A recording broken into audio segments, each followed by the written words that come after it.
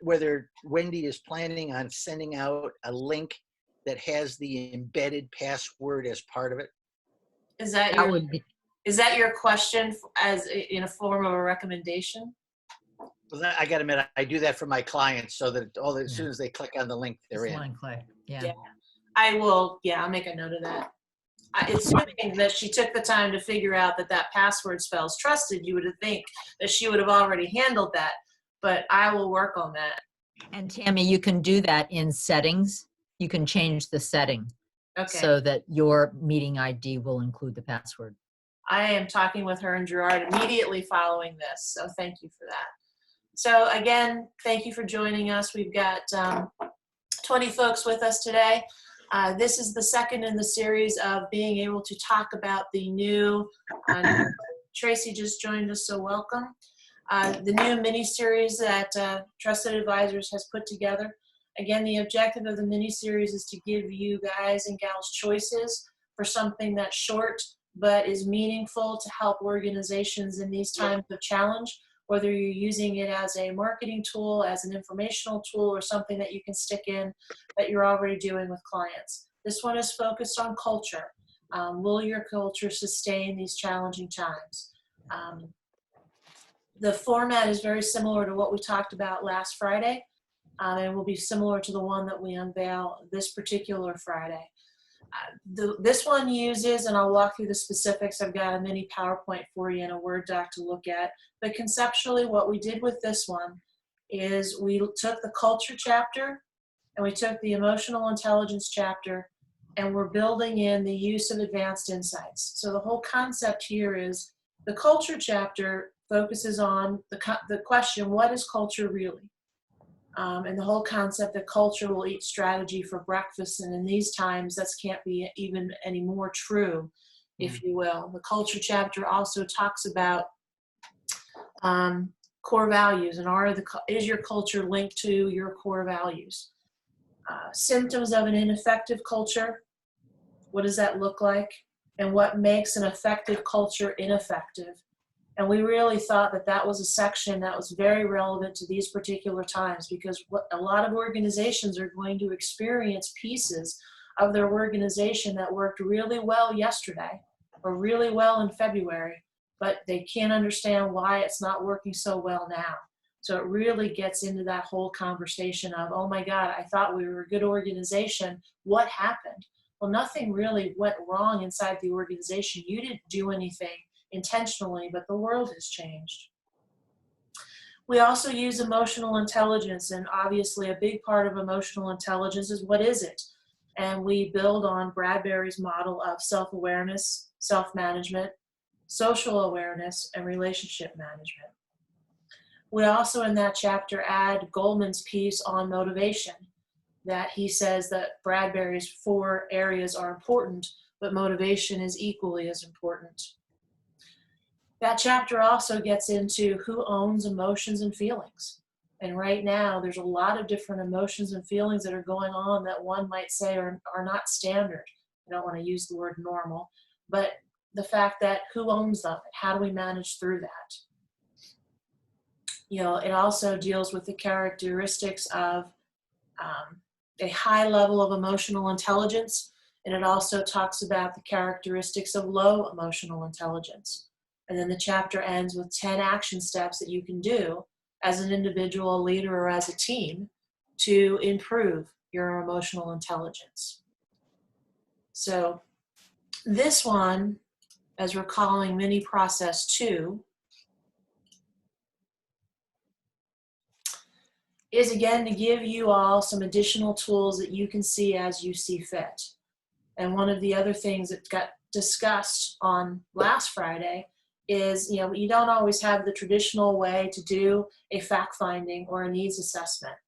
Tom Lemansky brought up that point last week. And the discussion really revolved around the fact that if you have someone that's in process that isn't a client, if you offer this as an opportunity, it may give you, through a facilitation style, an opportunity to do a needs assessment.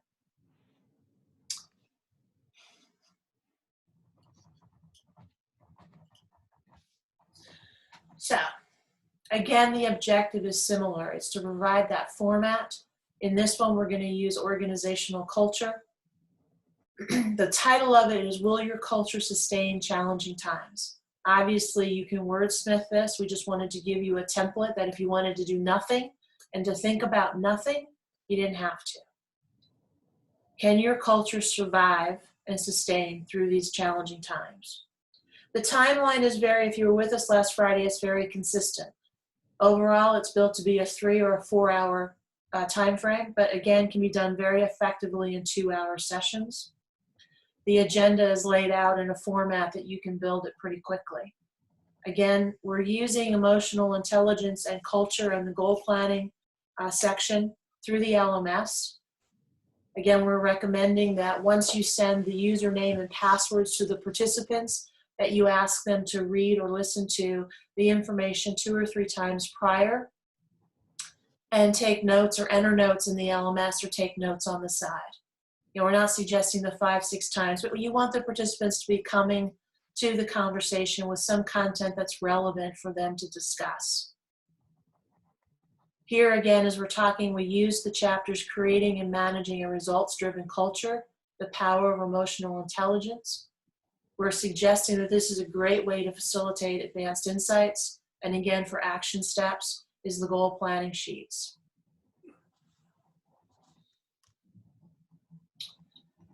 The 3-hour agenda starts first with a facilitation of DISC values and attribute index. Whether you have an unlimited account or you have a by report account, it doesn't matter. We're recommending that this is a great way to insert attribute, index, and DISC and values. It's a great way, if you think about culture and emotional intelligence, DISC measures how we prefer to communicate and behave. Values is what motivates us. Attribute index is how we make decisions. I'll guarantee you that there have been changes in how some individuals are communicating and making decisions. And how is that impacting what motivates them? Earlier this week, Monday, when I did the group debrief learning lab, a conversation came up about, is this going to be able to help measure where people are? And the question is absolutely. And how people communicated in good times may not be what's necessary in challenging times. How they make decisions in good times may now need to be somewhat different. And again, we know these are glacially dynamic, so it's not necessarily saying you have to ultimately, team member, be different, but it may be a concept of understanding the members of the team and being able to switch people out on teams based upon what's necessary to get things done right now and help people realize that what their profile says may help them understand what they're feeling and experiencing in these challenging times. So there's a good amount of time allotted for that. If you were on the call on Monday, the DISC and the assessment attributes have, the DISC and assessment exercises have been added to this facilitation information, so it's already built in. Then we're going to suggest facilitating a discussion on the culture chapter, facilitating a discussion on emotional intelligence, prioritizing the goals and action steps. Similar as to last Friday, what we're suggesting here at step 5 is you're having a conversation to kind of board all of the goals and action steps and prioritizing it down to 3. In these times right now, probably working on 2 or 3 is about all anyone can handle.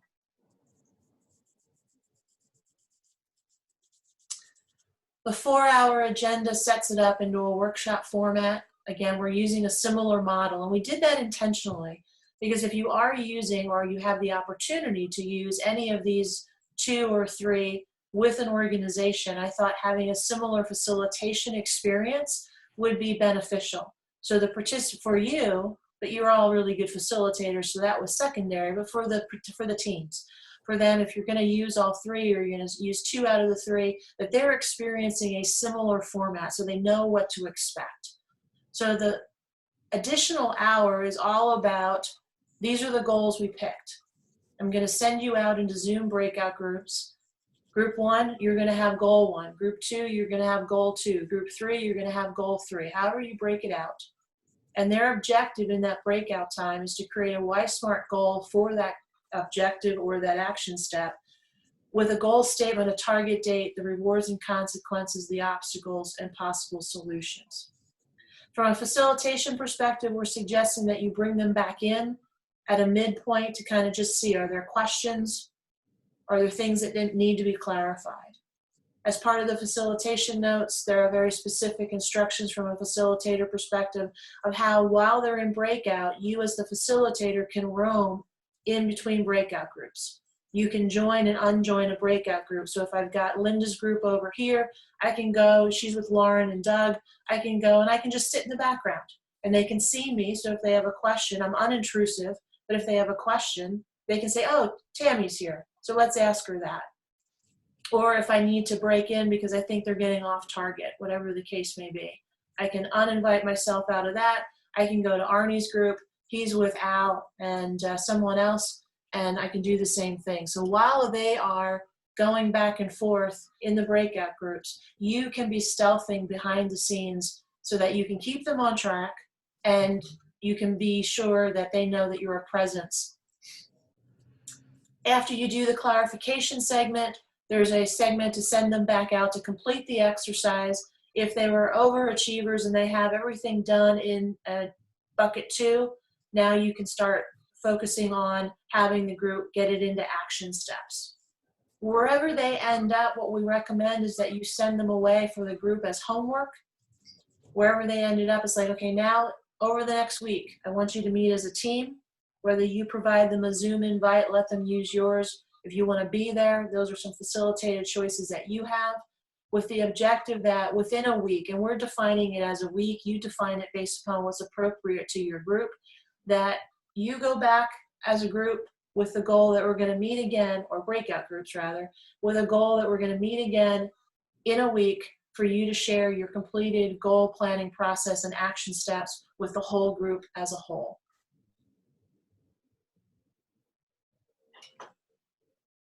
Questions or thoughts? Tammy, it's Linda. Just a question for both you and anybody else who wants to chime in.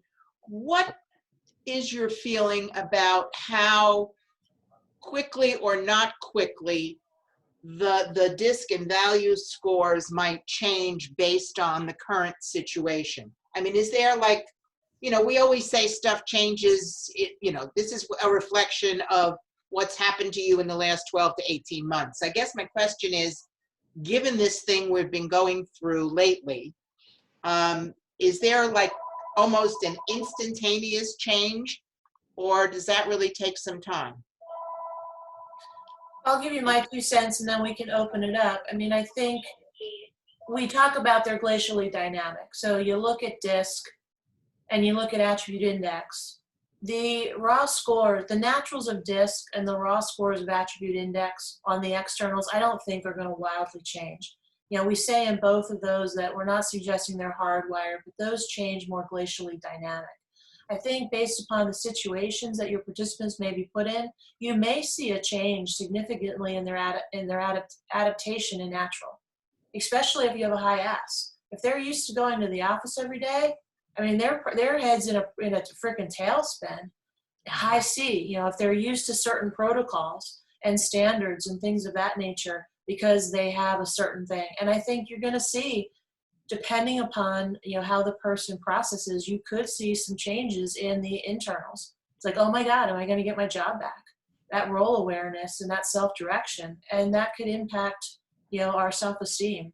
So I think those are going to take some temporary hits. So I don't think you're going to see the core as far as, I don't think values is going to change that much.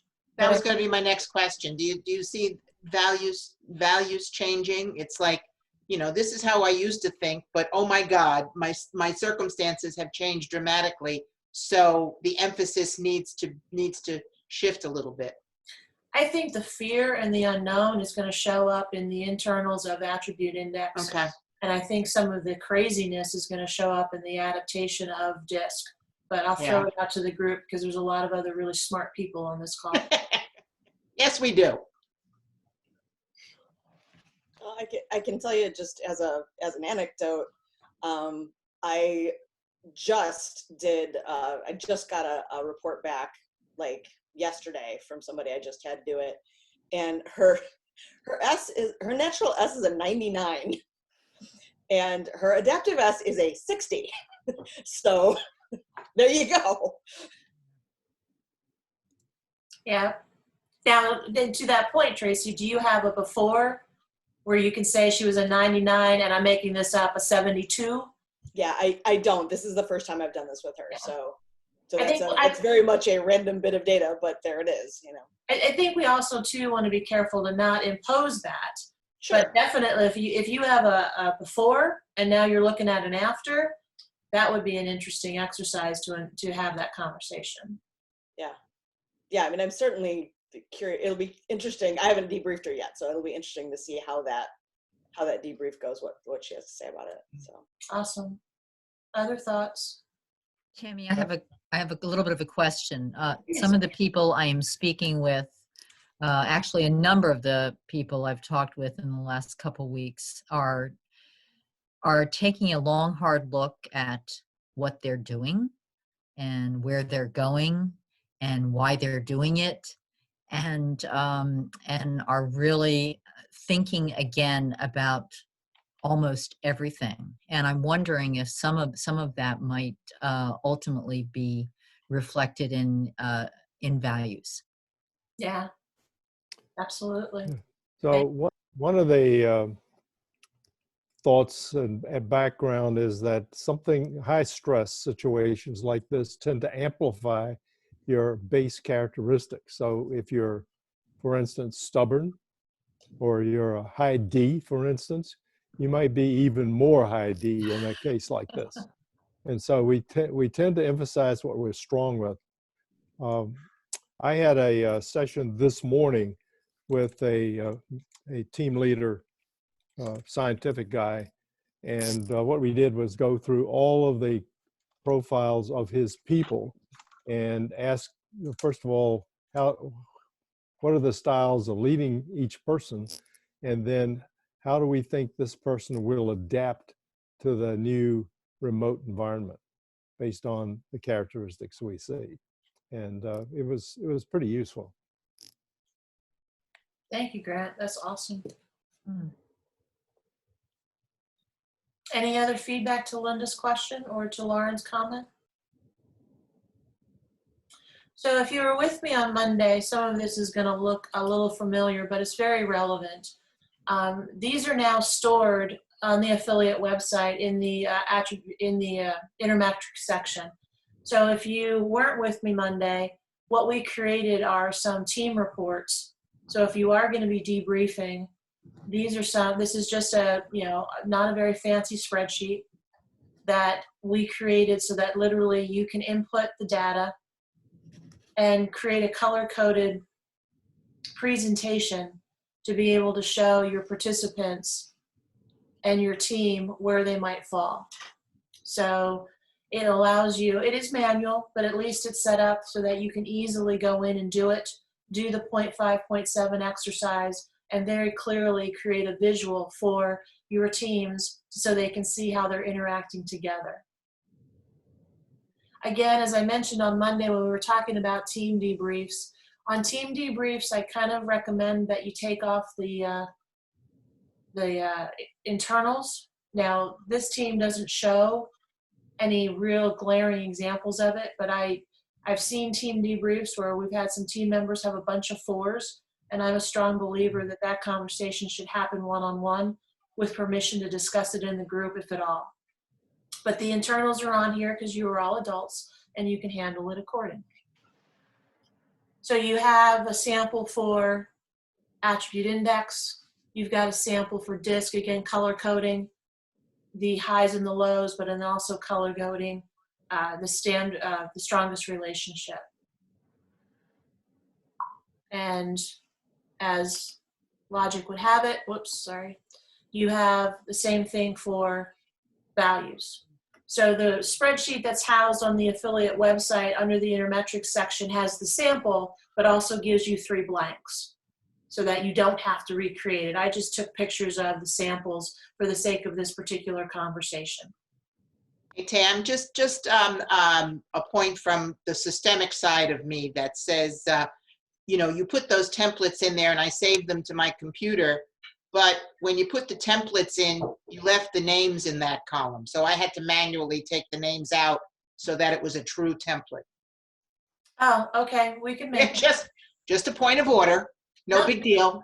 No, but that's a modification that can easily be done. Yeah, Thank you. you're welcome. One of the other things that came out of the conversation on Monday, I'm going to stop this share for a second.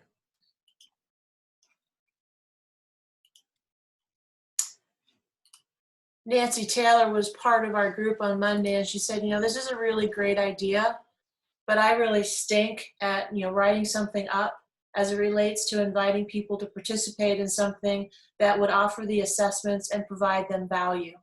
So this is also getting posted up there on the Intermetrics part of the Trusted Advisor site.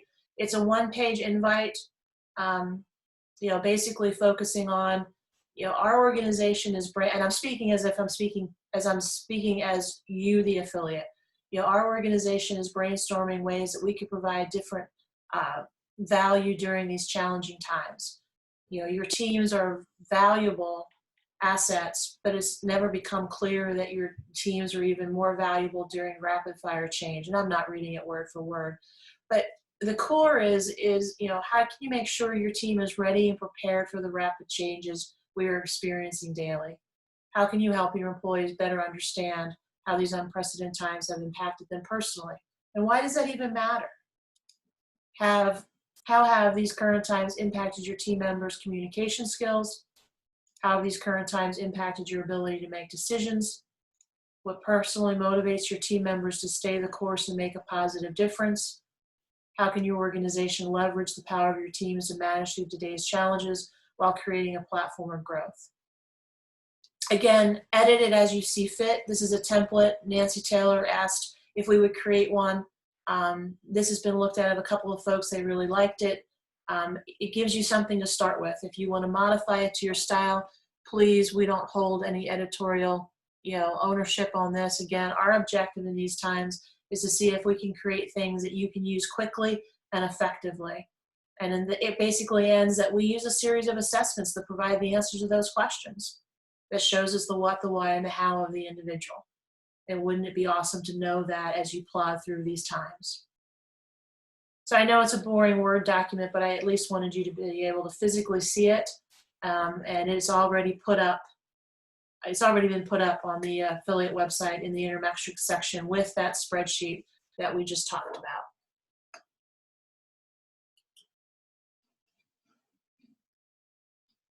Questions or thoughts there? I just have a general one, Okay.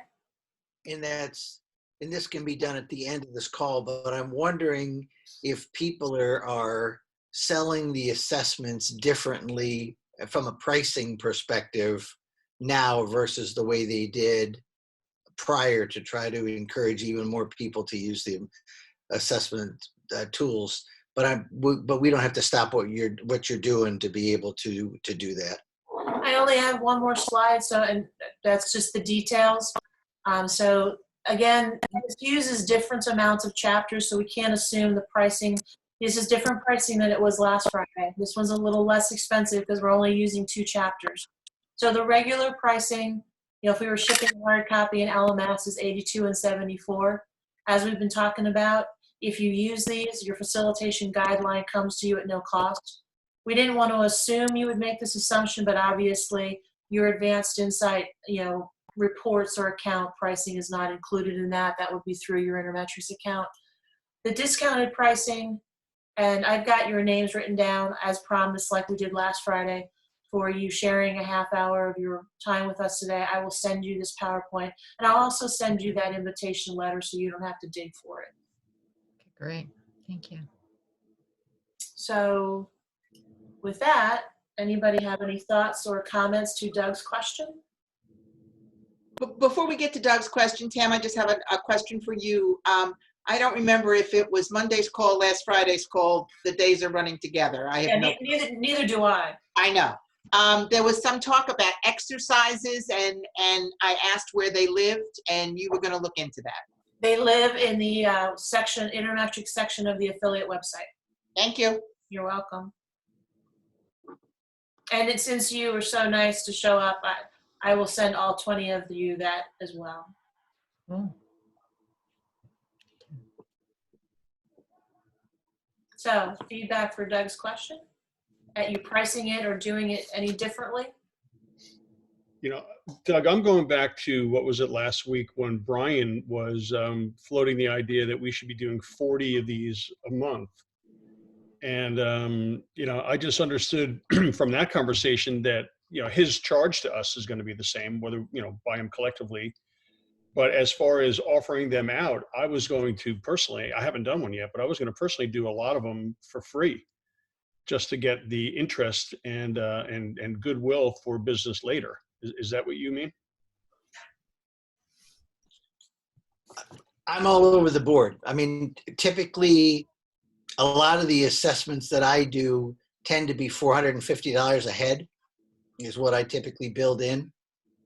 If I've got somebody that's doing it for recruiting, I'm not that high.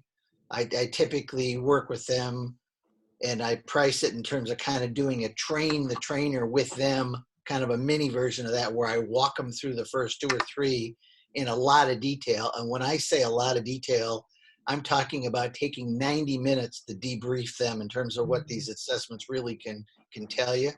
And after that, I kind of have them up to speed. And then I kind of give them a blanket rate of X number of dollars, typically in the 70 to $100 per ADV for the insight. But I didn't know whether people going, yeah, I used to charge $450, but now I'm doing them all for $225, or I used to charge, you know, $450 and now I'm doing them all free. I just didn't know where everybody was coming from in terms of if they've made any pricing, if they've made any conscious pricing decision changes to try to make it even easier for people to do more of them. I mean, I understand why Brian wants us to do 40 a month. That's the business he's in. Right, exactly. I was waiting for his follow-up to say he was going to give us a better price, but he never said it. Well, to me, the issue, and I'm not trying to derail the thing.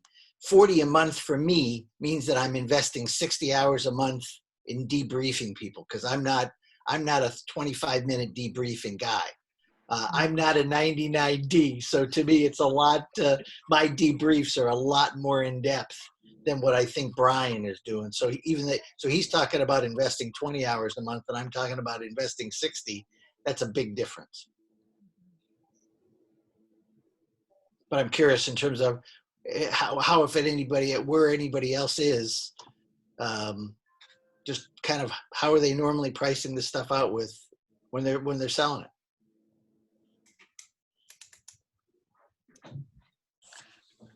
Well, maybe start calling on people. I will. Hi, Doug. It's Lauren. I've used the Intermetrics almost exclusively as a marketing tool, as a way in. Mm-hmm. Thank you, Lauren. Doug, it's Linda. We have typically given away assessments as part of our marketing, and therefore, most of it has led to additional work. But I haven't done it as yet, but I think within this particular context that I would charge for it. Maybe not at the rate where I normally would figure it, but I think, maybe half price is my initial thought. Would you mind sharing what those numbers are for context? It's all over the board, Tam. And that's fair. And we deal with a lot of small businesses, so we take that into consideration, also the nonprofits. So there is no standard in Stinson world down here. No problem. I figured if I could put someone on the spot, it was you.